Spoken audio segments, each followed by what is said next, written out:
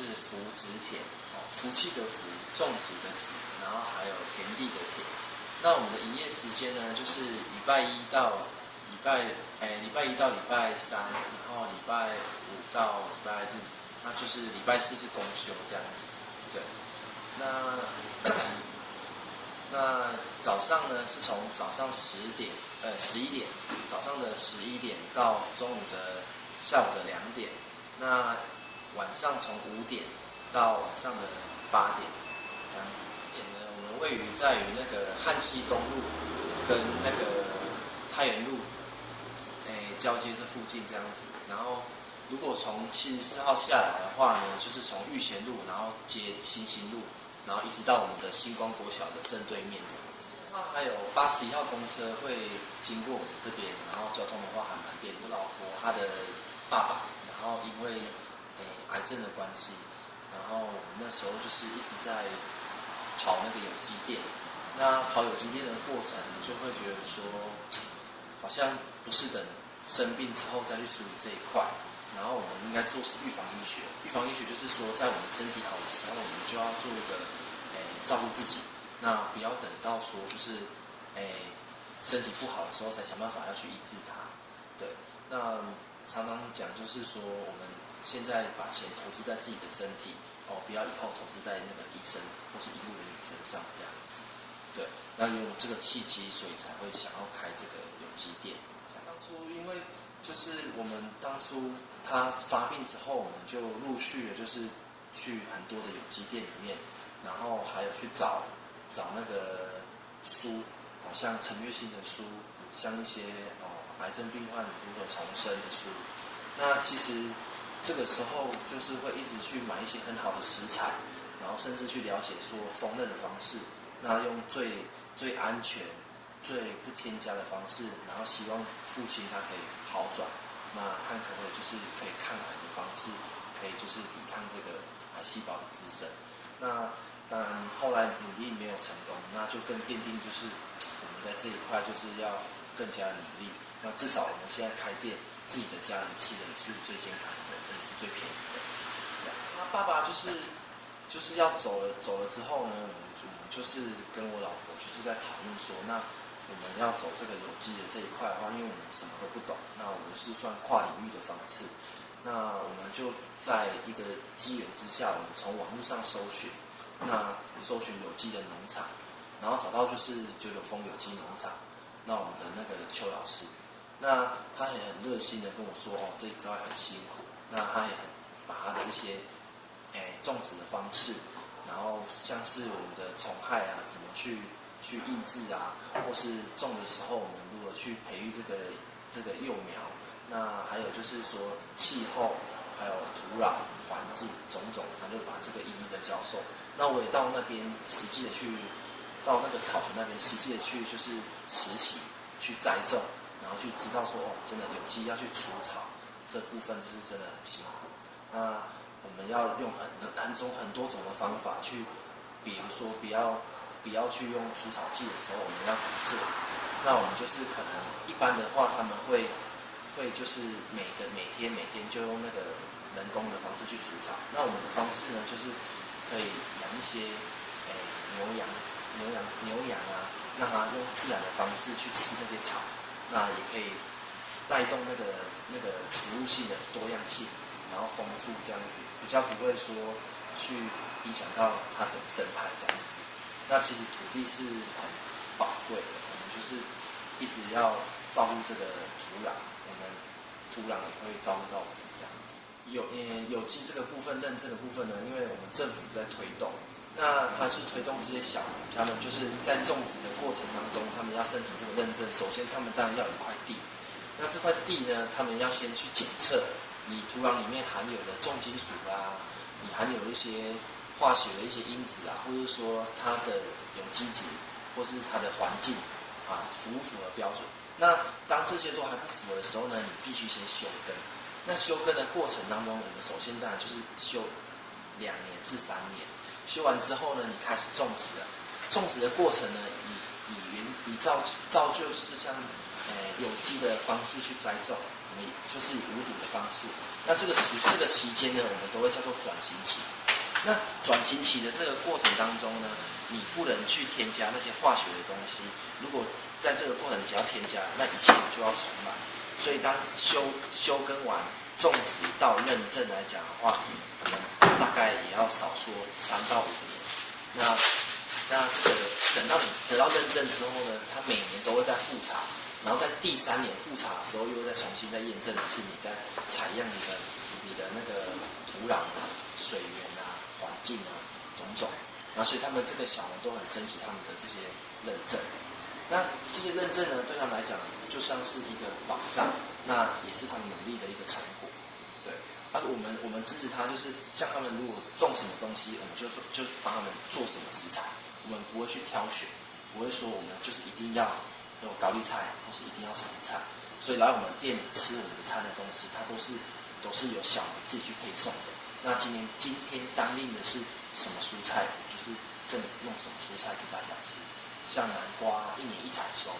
或者是像我们的生菜沙拉，它可能就是比较冬天的时候才会比较量产，那比较少的时候，我们就是要去想办法营运这个部分，这样子。就是说，我们进货的部分的话，都是他们有时候可能会去早市卖那些他们自己刚采收下来的蔬菜。那采收下来之后，他们摆完之后，如果没有卖完，他是送到我这边来。那我当然是就是把它收过来，我们就是可以把它做成餐，然后做推广。那如何支持？就像我们有彰化的，然后有南部的，或是像我们大坑的这些农夫，他们其实他们的知识水准都很高，有的都是硕士，有的是博士，他们也是一个理念，他们想要种植这些东西，想要推广这个健康。那我们也是算是一个推广的一个螺丝钉啊，我们就是一起在这个齿轮里面，就是一起去转动。那我们不要让他们就是说我种这么多啊，没有地方销，那我们就是一个push的动作。我们也慢慢的给消费者一个观念，就是说你们吃这个餐不只是自己健康，你也可以帮助到那些小农，让他们的理念持续的自己去延续，不要说就是因为生活过不去。那这个理念跟肚子有时候肚子还是比较重要，但是就是透过我们这些厂商去辅助他们，然后让他们有办法去延续他有机的理念这样子。烹调方式跟一般人不太一样，因为我们都不采用一些加工的食品，所以我们的都是用天然的方式。我们的油一定用好油，像我们的青菜，我们不是用爆香的下去炒。我们是用水炒的方式，水炒完之后呢，然后再加一点橄榄油。那这样子呢，第一，食物它不会因为高温而破坏它的营养价值；第二，它这个橄榄油它也不会因为在炒的过程中氧化，因为它冒烟点大概220度，如果你这样子去高温炒的时候，那个橄榄油原本的那个营养价值就不见了。那我们这样做个搭配的时候呢，这个食物它原本的味道是原味，你吃到食物的原味。然后它的营养的成分都可以让我们人体去吸收，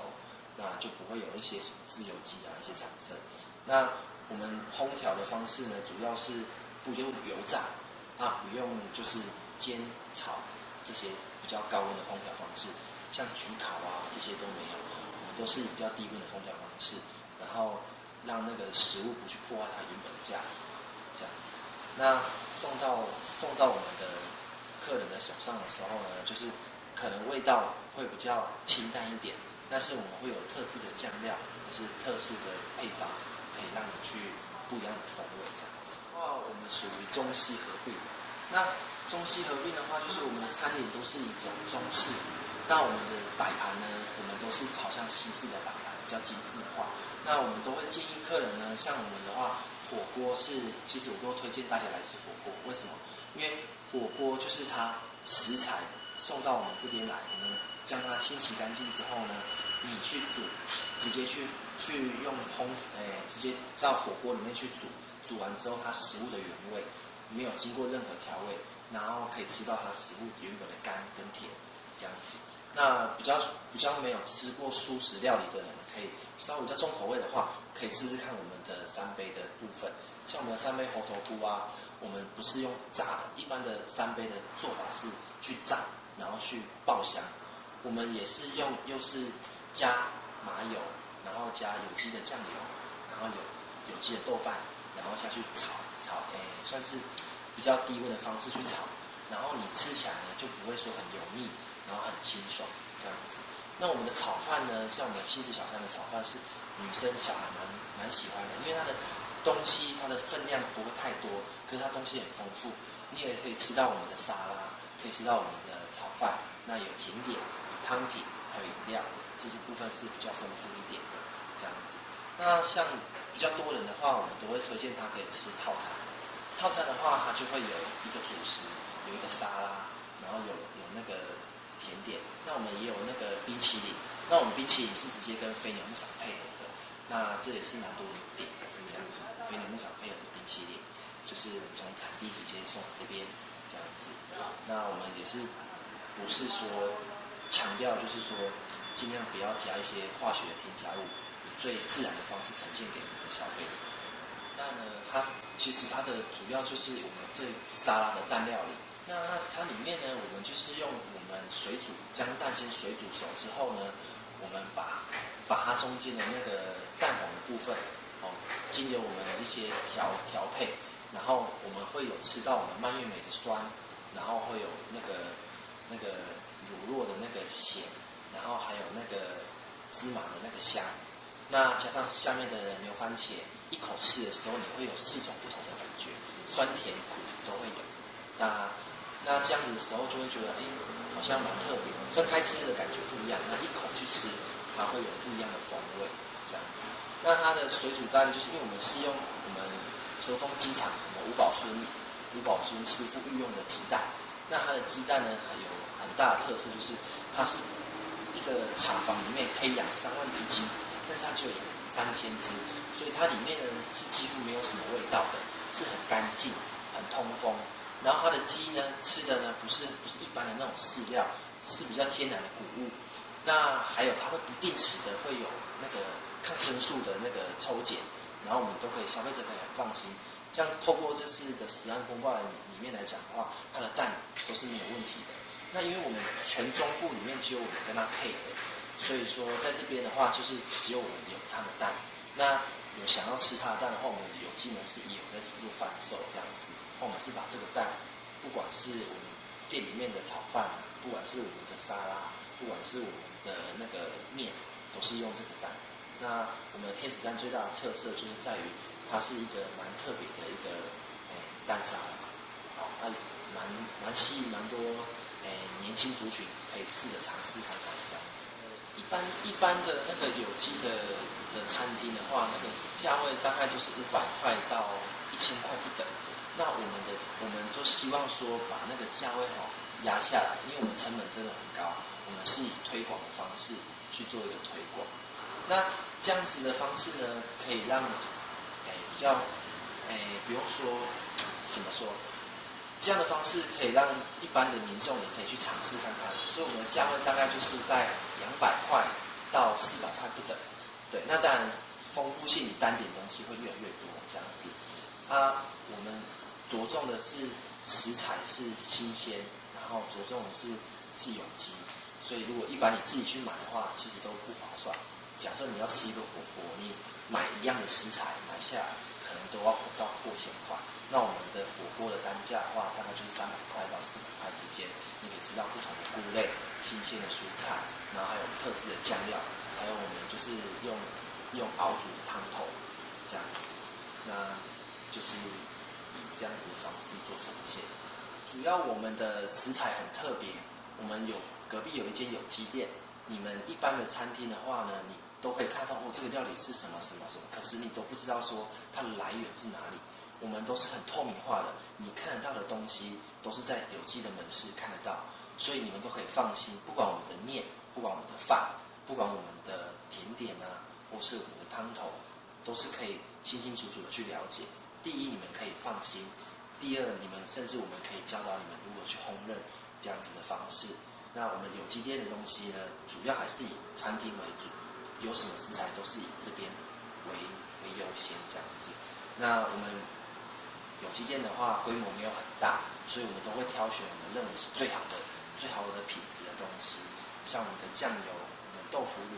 还有我们的米，还是我们的蔬菜，那都是由我亲自到我们的产地去做了解，去做一个进货的动作，那替我们的消费者把关。有机的意思就是有一群人替你们把关，你们多花一点点钱去得到这个放心，这样子。我常常跟他说，就是如果有理念的人，我们多一间有机店，就少一间诊所。